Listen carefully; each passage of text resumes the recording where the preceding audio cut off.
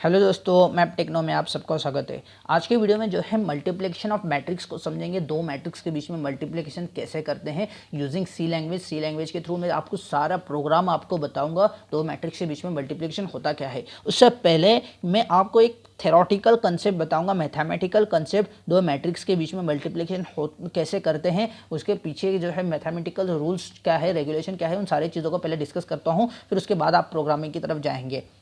Basically यहाँ पे assume करें कि ये दो मैट्रिक्स है, मैट्रिक्स ए और मैट्रिक्स बी। इनके दोनों के बीच में का एडिशन मुझे परफॉर्म कर ये मल्टीप्लिकेशन परफॉर्म करना है और जो भी मैट्रिक्स सी में है स्टोर करना है। पहली कंडीशन यहाँ पे एक चीज़ बहुत ध्यान रखिए कि number of column of first matrix should be equal to the number of rows of second matrix. मतलब जितने कॉलम्स है फर्स्ट मैट्रिक्स में उतने ही रो होने चाहिए सेकेंड मैट्रिक्स में, तो ही हम मल्टीप्लिकेशन परफॉर्म कर सकते हैं। इसके अगर इसके number of columns of first matrix और number of row of second matrix अगर इक्वल नहीं है तो मल्टीप्लिकेशन ऑफ मैट्रिक्स परफॉर्म नहीं होगा। इसके पीछे का जो भी कंसेप्ट है आपको जो है मैं जैसे ही आपको समझाऊंगा मल्टीप्लिकेशन वाला कंसेप्ट, तो आप इजीली समझ जाओगे। यहाँ पे अगर हमें मल्टीप्लिकेशन करना है तो सी ऑफ 0 का मतलब होता है कि सी का 0th रो और 0th कॉलम, ये भी 0 रो और 0th कॉलम का एलिमेंट है, इसलिए यहाँ पे 0 बताया है। अभी यहाँ पे अगर इस एलिमेंट को मल्टीप्लिकेशन का जो भी वैल्यू हमें आएगा वो कहाँ से आएगा, फर्स्ट मैट्रिक्स का जो भी कॉलम है 0th कॉलम और सेकेंड मैट्रिक्स का 0th रो है, इनके दोनों के बीच का मल्टीप्लिकेशन होगा। मतलब 1 1 का मल्टीप्लिकेशन प्लस 2 4 का मल्टीप्लिकेशन प्लस 3 7 का मल्टीप्लिकेशन, इन सारे की वैल्यू जो भी होगी वो आ जाएगी C1 में। जैसे कि 1 1 jar 1 plus 2 4 jar 4 2 jar 8 8 plus 1 9 3 7 jar 21 21 plus 1 कितना होता है 30 होता है। तो फिर सी ऑफ 0 की वैल्यू जो है 30 हो जाएगी। इस तरीके से हम मल्टीप्लिकेशन ऑफ मैट्रिक्स परफॉर्म करते हैं। ये सारा मतलब हर एक वैल्यू के लिए वैसा ही होगा। जैसे C11 के लिए फर्स्ट कॉलम ऑफ फर्स्ट जो मैट्रिक्स है उसका फर्स्ट कॉलम और फर्स्ट रो, जैसे कि इनके दोनों के बीच में मल्टीप्लिकेशन हो गई 4 1 5 4 और 6 7 के बीच में मल्टीप्लिकेशन परफॉर्म होगी रैंडमली। जैसे C21 के लिए जो भी होगा इसके लिए कैसा होगा, column of second first matrix का जो भी कॉलम है ये सेकेंड कॉलम और इसका फर्स्ट रो, जैसे कि 7 और 1 के बीच में मल्टीप्लिकेशन होगा, 8 और 4 के बीच में मल्टीप्लिकेशन होगा, 6 और 9 के बीच में मल्टीप्लिकेशन होगा और इनके सारे के वैल्यू जो है ऐड किए जाएंगे। इस तरीके से बेसिकली मल्टीप्लिकेशन होता है। आप अगर इस चीज़ को डिटेल में समझना चाहते हैं कि कोई भी मल्टीप्लिकेशन का आप वीडियो देख सकते हो और उनको डिटेल में आप समझे कि मल्टीप्लिकेशन ऑफ मैट्रिक्स कैसा होता है। मैं बस ओवरव्यू देना चाहता था और अब मैं जाऊँगा प्रोग्रामिंग के थ्रू डेवसीपीयू के विंडो पर जाके आपको जो है प्रोग्राम कैसे करते हैं इस चीज़ को बताऊँगा। दोस्तों यहाँ पर जो है मेन प्रोग्राम शुरू होता है, सॉरी यहाँ पे जो है मैंने मेन प्रोग्राम शुरू किया हैश इंक्लूड stdio। यहाँ पे मैंने प्री प्रोसेसर ऐड किया है और इंट मेन, यहाँ से मेन फंक्शन शुरू हो गया। यहाँ पे मैंने डिक्लेयर किया है एरे, यहाँ पे मैंने 3 मैट्रिक्स लिया है, एरे में डिक्लेयर किया है A B C और यहाँ पे R1 और C1 जो है आइडेंटिफाई करता है रो और कॉलम ऑफ फर्स्ट मैट्रिक्स और row of column of second matrix R2 और C2 आइडेंटिफाई करता है। यहाँ पे मैं यूज़र से इनपुट ले रहा हूँ, नंबर ऑफ रो और नंबर ऑफ कॉलम क्या होंगे। और यहाँ पे मेन कंडीशन जहाँ पे शुरू होती है, पहले कंडीशन में चेक करूँगा C1 is equals to R2 है या नहीं। अगर number of column of first matrix is equals to number of row of second matrix अगर ये है तो सारा प्रोग्राम रन हो, या एल्स कंडीशन मैंने दी है। यहाँ पे मैं अगर ये कंडीशन फुलफिल हो रही है तो ही मैं जो है इनपुट लूँगा यूज़र से एलिमेंट्स ऑफ फर्स्ट मैट्रिक्स और बाद में जो है मैं इनपुट लूँगा एलिमेंट्स ऑफ सेकंड मैट्रिक्स। इस चीज़ को मैं फास्टली इसके लिए ले रहा हूँ क्योंकि मैंने इसके पहले वीडियो में जो है मैंने आपको समझाया है कि इनपुट कैसे लेता है। बेसिकली एक चीज़ को मैंने आपको डिस्क्राइब कर दूँ तो यहाँ पे आई को इनिशियलाइज कर रहा हूँ 0 और I should be less than equal to number of row और आई प्लस प्लस। यहाँ पे रोज और कॉलम्स को जो है इनिशियलाइज यहाँ पे फॉर लूप लगा रहा हूँ। यहाँ पे बस स्कैनएफ के थ्रू हम जो है बी ऑफ आई जे की वैल्यू जो है स्कैन करते रहेंगे। मतलब अगर इनपुट अगर मैं ऐसे दे दूं कि R2 की वैल्यू 3 है और C2 की वैल्यू 3 है तो फिर टोटली 9 एलिमेंट्स हो जाएंगे और 9 एलिमेंट्स को हम स्कैन कर लेंगे और यूज़र के थ्रू इनपुट ले लेंगे। जब भी मैं सारे इनपुट ले रहा हूँ तो फिर यूज़र बेसिकली यूज़र को समझने के लिए उन सारे वैल्यूज़ को मैं प्रिंट भी कर रहा हूँ। प्रिंट करना काफ़ी आसान है, बस यहाँ स्कैनएफ के ज़रिए स्कैनएफ के अलावा हमें यहाँ प्रिंटएफ लिखना है और सारे वैल्यूज़ को हमें प्रिंट करना है। जैसे कि आई को 0 और जे को 0 को इनिशियलाइज किया, मतलब से A of 0 0, A of 0 0, A of 0 1, A of 0 2, फिर A of 1 0, A of 1 1, A of 1 2, फिर A of 0 2, A of 2 0, A of 2 1, A of 2 2। इन सारे वैल्यूज़ को जो है मैं प्रिंट करा रहा हूँ। फिर इसी तरीके से मैं बी के एलिमेंट्स को भी वैल्यूज़ को प्रिंट करा रहा हूँ। यहाँ तक हो गया हमारा पिछले वाला जो 2 डायमेंशनल एरे के हमने देखा था, यही कंसेप्ट है। अब पहली बात आती है कि अगर हम दो मैट्रिक्स का मल्टीप्लाई करके किसी तीसरे मैट्रिक्स में स्टोर कर रहे हो तो उन सारे तीसरे मैट्रिक्स के पहले सारे वैल्यूज़ को हमें इनिशियलाइज करना पड़ेगा 0 से। इसलिए यहाँ पे मैंने किया क्या है, जो भी सी मैट्रिक्स है जिसके अंदर हम सारा रिजल्ट स्टोर करेंगे, दोनों मैट्रिक्स ऑफ ए और मैट्रिक्स ऑफ बी का मल्टीप्लिकेशन जो सी मैट्रिक्स में हम स्टोर कर रहे हैं, उन सारे सी मैट्रिक्स के एलिमेंट को मैं 0 इनिशियलाइज कर रहा हूँ। क्योंकि अगर मैं 0 इनिशियलाइज नहीं करता हूँ तो फिर इनिशियली उनकी वैल्यू गार्बेज लेती है, एटो क्लास की वजह से उनकी गार्बेज वैल्यू लेगी और आपको जो है आउटपुट में जो है गलत आउटपुट दिखाई देगा। जैसे कि आपको प्रोग्राम भी अगर बिल्कुल भी सही है लेकिन आपने इनिशियलाइज नहीं किया तो इनिशियली उनकी वैल्यू बाय डिफ़ॉल्ट जो है गार्बेज होती है, इसकी वजह से आपको जो है गलत आउटपुट दिख सकता है। यहाँ तक हो गया कि हमने जो भी रिजल्ट है उन सारे वैल्यू को इनिशियलाइज किया। अब करेंगे हम basically main program multiplication of two matrix का।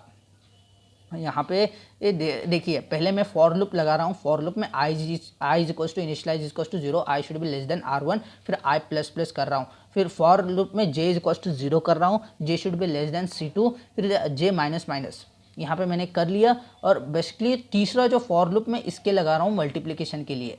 यहाँ पे मैं आपको जो है इमेज बता लूँ।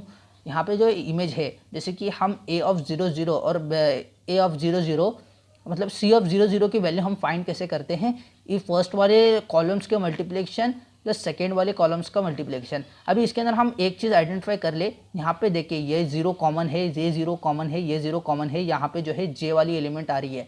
लेकिन यहाँ पे भी जो फर्स्ट वाला एलिमेंट है, आई वाला एलिमेंट, यहाँ पे 0 कॉमन है, यहाँ पे भी 0 सेम आ रहा है और यहाँ पे भी 0 सेम आ रहा है। और अभी बदल रही कौन सी वैल्यू बोले तो ये वैल्यू जो है चेंज हो रही है। जैसे आप देख सकते हैं यहाँ पे जो है 0 है, लेकिन यहाँ पे जो भी 1 आ रहा है और यहाँ पे 2 आ रही है, यहाँ पे वैल्यू चेंज हो रही है। यहाँ पे भी आप देख सकते हैं कि यहाँ पे 0 आ रहा है, यहाँ पे जो है 1 आ रहा है, यहाँ पे 2 आ रहा है। इसीलिए यहाँ पे जो है के फॉर लूप लगाया है कि इन जो है 0 1 2 के जो भी है एलिमेंट्स, मतलब फर्स्ट वाले जो भी मैट्रिक्स है इसका जो भी 0 कॉलम है उनके सारे वैल्यू को लेगा 0 1 2। यहाँ पे मैंने के को इनिशियलाइज किया है 0 से, के should be less then C1 या फिर C1 जो भी है column of first matrix initialize किया है। फिर के प्लस प्लस करके जो है मैं इन सारे वैल्यूज़ को ले रहा हूँ। यहाँ पे आप जो है प्रोग्राम में भी देख सकते हैं, यहाँ पे मैंने अब आपको जो है आसानी से समझ जाएंगे।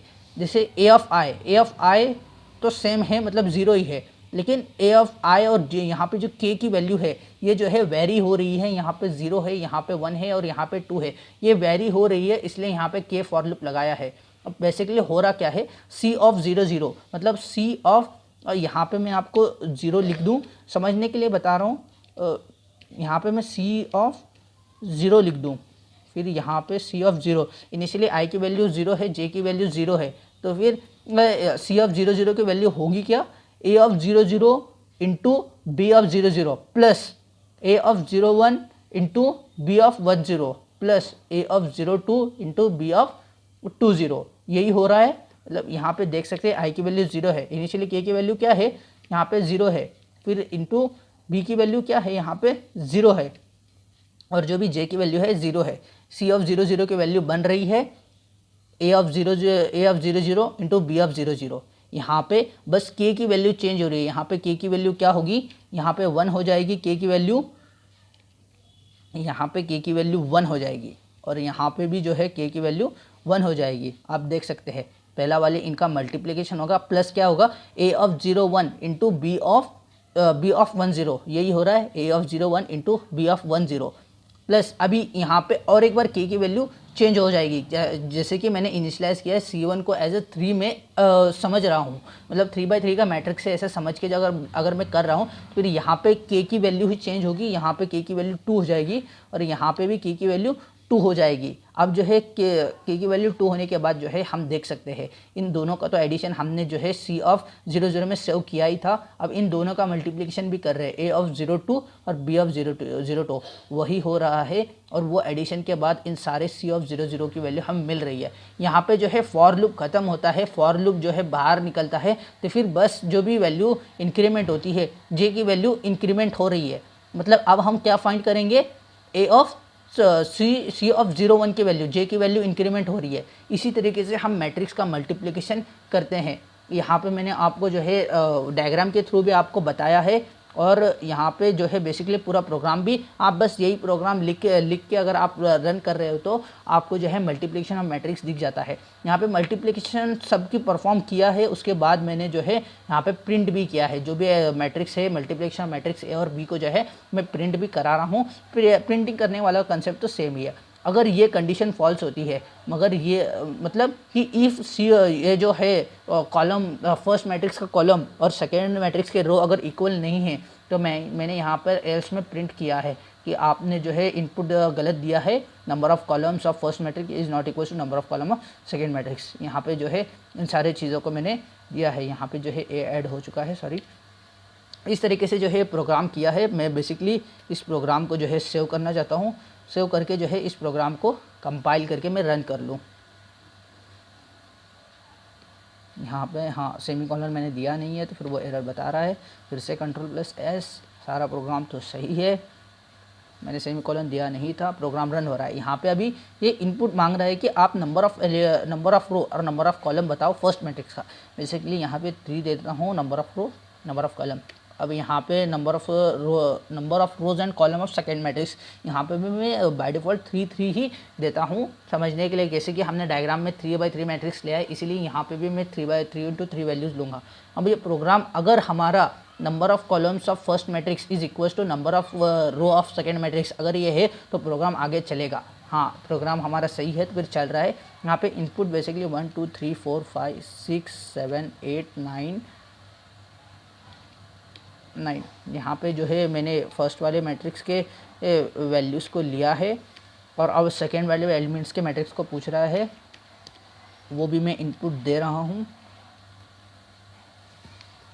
अभी हमने रिज़ल्ट जो है मिला है, यहाँ पे आप देख सकते हैं एलिमेंट्स ऑफ फर्स्ट मैट्रिक्स और एलिमेंट्स ऑफ सेकेंड मैट्रिक्स तो बिल्कुल सही है। मल्टीप्लिकेशन में कुछ गड़बड़ हो रही है, कुछ तो प्रॉब्लम है कोड में। एक बार फिर से मैं चेक कर लूँ कि एक्चुअली प्रॉब्लम हो कहाँ रही है।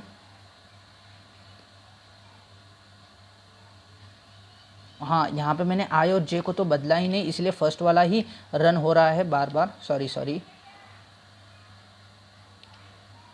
यहाँ पे जे कर लूँ, यहाँ पे आई हो जाएगा, यहाँ पे क्या रहेगा। बेसिकली मैंने समझाने के लिए यहाँ पे चेंजेस किए थे, लेकिन उसके बाद में तो मैंने यहाँ पे चेंजेस किया ही नहीं। अब प्रोग्राम बिल्कुल भी सही है। मैं अब यहाँ से कंपाइल कर लूँ, फिर से रन करा दूँ। अब यहाँ पे मैं नंबर ऑफ़ रोज़ और नंबर ऑफ़ कॉलम्स को एंटर करता हूँ 3 और 3, फिर यहाँ पे भी 3 और 3 एंटर करता हूँ। यहाँ पे 1 2 3 4 5 6 7 8 9 ये टोटल वैल्यू हुए फर्स्ट वाले मैट्रिक्स के। टोटल इनपुट ले रहा हूँ, यहाँ पे सेकेंड वाले मैट्रिक्स के भी इनपुट लेता हूँ। यहाँ पे सारे मैट्रिक्स के मैंने इनपुट लिया है और अब देखेंगे बेसिकली सारे वैल्यूज़ को चेक करेंगे कि अगर बराबर आ रहे हैं। हाँ अब जो है प्रोग्राम बिल्कुल भी सही से रन हो रहा है। यहाँ पे मैट्रिक्स ए वाले मैट्रिक्स के एलिमेंट बिल्कुल सही है, बी वाले मैट्रिक्स के एलिमेंट भी सही है। यहाँ पे जो है मैं मल्टीप्लिकेशन भी बिल्कुल भी सही आ रहा है। आप चाहे तो इसे मल्टीप्लिकेशन करके चेक भी कर सकते हैं। मुझे भरोसा है कि ये बिल्कुल भी सही रन आ रहा है। जैसे कि यहाँ पे 30 वैल्यू आ रही है, जैसे कि पिछले वीडियो के शायद बीच में मैंने आपको जो है C(0) का मल्टीप्लिकेशन करके दिखाया था, जिसके अंदर वैल्यू जो है 30 आ रही थी। मतलब प्रोग्राम बिल्कुल भी सही से रन हो रहा है। अगर वीडियो अच्छा लगा हो तो वीडियो को लाइक ज़रूर करें और चैनल को अभी तक आपने सब्सक्राइब नहीं किया हो तो चैनल को सब्सक्राइब ज़रूर करें। और